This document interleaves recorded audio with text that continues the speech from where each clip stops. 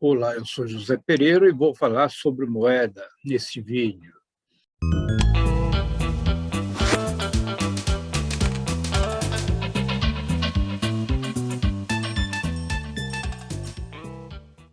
Então, a moeda, ela, assim como a língua, como a bandeira, como o hino, como o território, como a soberania, elas associam muito a imagem de um país, a imagem de uma nação.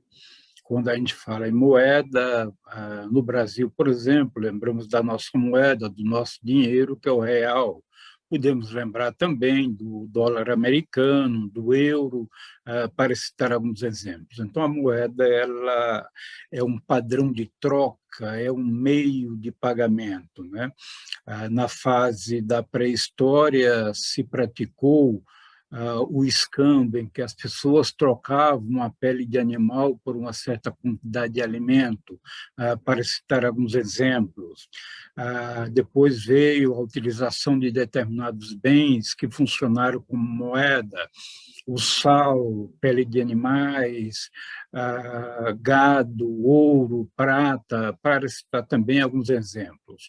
Posteriormente veio a moeda de metal, tudo isso ainda antes do nascimento de Cristo. Depois, com a evolução da sociedade, veio o papel moeda, ou seja, as cédulas que a gente ainda hoje utiliza. Depois, posteriormente, com o surgimento dos bancos, os depósitos bancários permitiram a emissão de cheque para pagamentos de despesas, de contas, coisas desse tipo. Ainda hoje se usa o cheque, porém se usa já numa quantidade, com intensidade muito menor. Então, a evolução da tecnologia bancária, hoje temos os boletos bancários, que você pode efetuar os pagamentos pela internet, temos o uso do cartão de plástico, temos o cartão de débito, temos o uso de outros recursos, transferências eletrônicas, TED, DOC, mais recentemente o Pix, que está aí a todo vapor funcionando, as pessoas estão utilizando muito, né? E recentemente surgiu também aí a moeda escritural, as criptomoedas, as moedas virtuais, que estão merecendo a atenção e a crítica e o acompanhamento por parte de autoridades e de toda a humanidade de um modo geral, né?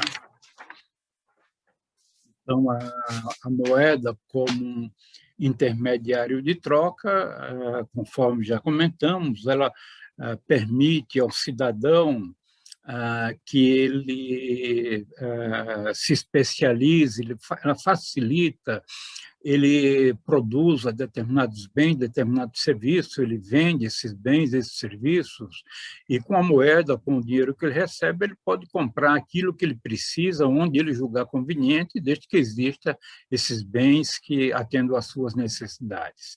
Esse é o papel da moeda como intermediário de compra. Isso possibilita, evidentemente, para toda a sociedade, a elevação da produtividade, a melhoria do bem-estar social, né? Possibilita ao cidadão, portanto, comprar, produzir, vender aquilo que ele tem para quem tiver interesse em comprar e ele, ao mesmo tempo, buscar comprar o que ele precisa, onde haja disponibilidade e oferta daquilo que ele precisa, né? Então, a moeda também ela é uma medida para a conversão de valor. O fato de ter moeda, nessa segunda condição, facilita, evita com que seja necessário que o cidadão compare uma mercadoria que ele tenha para vender com outra mercadoria. Então, a moeda vai cumprir o papel de ser o denominador comum monetário, o facilitador para a ocorrência da transação, né? Isso facilita a gestão da atividade econômica de forma bastante interessante. A moeda também é uma reserva de valor, né? O que significa moeda como reserva de valor? Então, as pessoas que têm dinheiro, guardam esse dinheiro, eles podem utilizar esse dinheiro da forma que julgarem conveniente quando eles tiverem necessidade, né? Essas transações poderiam ser feitas também com a utilização de outros ativos, ainda hoje, mas a moeda é o ativo mais líquido entre os ativos. Na realidade, a liquidez de um ativo é a facilidade com que você transforma esse ativo em dinheiro. Logo, a moeda é o mais líquido dos ativos, né? Se conta que, na época do descobrimento do Brasil, os portugueses ainda realizaram escambo, trocaram com os índios aqui no Brasil mercadorias. Eles não utilizaram moedas, até porque o índio, o nativo, não tinha a percepção da utilidade desse instrumento de pagamento, desse instrumento de troca. Então, apenas para citar um exemplo, a evolução dos mercados no mundo atual, no mundo dos negócios, possibilita que também que as pessoas realizem venda de commodities para entregar em prazo futuro, mediante um prazo combinado, né? Mediante um valor definido, negociado entre as partes, para entregar num determinado momento, na data combinada. Então, essas são algumas das características. Uma terceira característica da moeda como reserva de valor. Ainda sob essa perspectiva de reserva de valor, é importante dizer que quem detém moeda precisa, evidentemente, tomar o cuidado, especialmente se for numa economia inflacionária, quando a moeda perde o valor rapidamente. Então, para citar um exemplo, o Brasil, em 1993, teve uma inflação da ordem de 2.708%. Essa inflação medida pela variação do Índice Geral de Preços, do IGP. Depois, no ano seguinte, em 1994, veio o Plano Real. O Plano Real possibilitou uma estabilidade da nossa moeda. É claro que ainda temos índices de inflação, porém, esses níveis de inflação dos últimos anos, depois do Plano Real, eles são insignificantes comparativamente à fase precedente, à fase de inflação alta que antecedeu o Plano Real, né? Durante os períodos de inflação, a contabilidade das empresas utilizava determinados referenciais, títulos do Tesouro Nacional, como a ORTN, a OTN, o BTN, a FAP, o FIR, foram alguns dos exemplos de moedas que eram utilizadas para que a contabilidade pudesse refletir, atualizar a perda do valor da moeda. Então, isso foi uma realidade. De novembro de 1942 até julho de 1994, para se ter uma ideia, o Brasil trocou de moeda 8 vezes, e a inflação, evidentemente, teve um papel relevante para a ocorrência dessas trocas de moeda.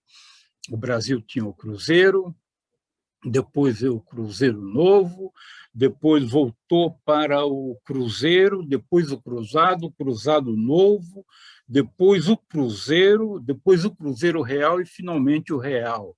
Então, era uma loucura. As notas cresciam 1.000, milhões, coisa desse tipo, ficava uma coisa terrível. Felizmente, a partir do Plano Real, tivemos uma certa estabilidade da moeda, né? Então, é importante dizer que não é a moeda pela moeda, a moeda tem o seu significado independente, mas a moeda ela deve estar respaldada por uma economia responsável, dirigentes que pensam em emitir papel moeda para qualquer algo que ele entenda que seja emergente de forma irresponsável. Essas pessoas não merecem credibilidade. É importante que tomemos cuidado com afirmações grotescas desse tipo. Então, as moedas, portanto,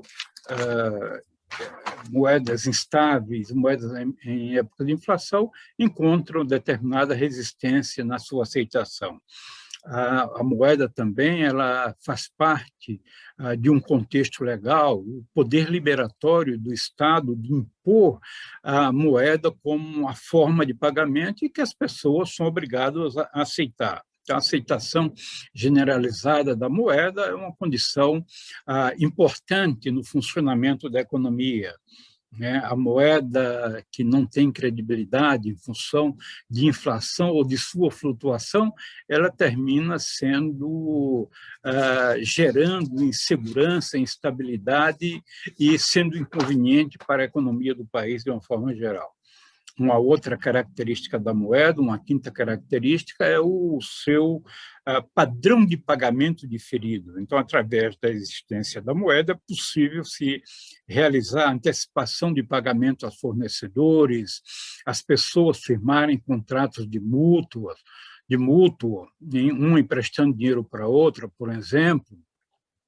É possível a ocorrência da intermediação financeira, né? A intermediação financeira, para que ela exista, precisa de 3 condições básicas. A primeira é que haja os agentes econômicos, que têm orçamento superavitário e orçamentos deficitários. Então, quem tem orçamento superavitário fornece recursos para quem tem orçamento deficitário e que tem projetos viáveis para implantação, para gerar riqueza e desenvolvimento para a sociedade.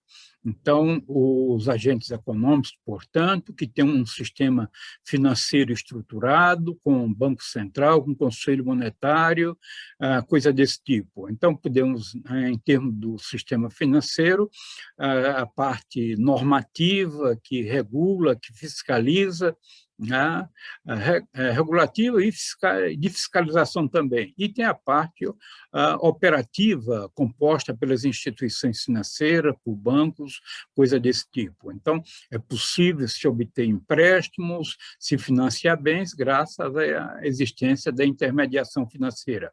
Hoje já existem transações que dispensam a intermediação financeira através de fintechs, coisa desse tipo, né? Então, essas são as informações.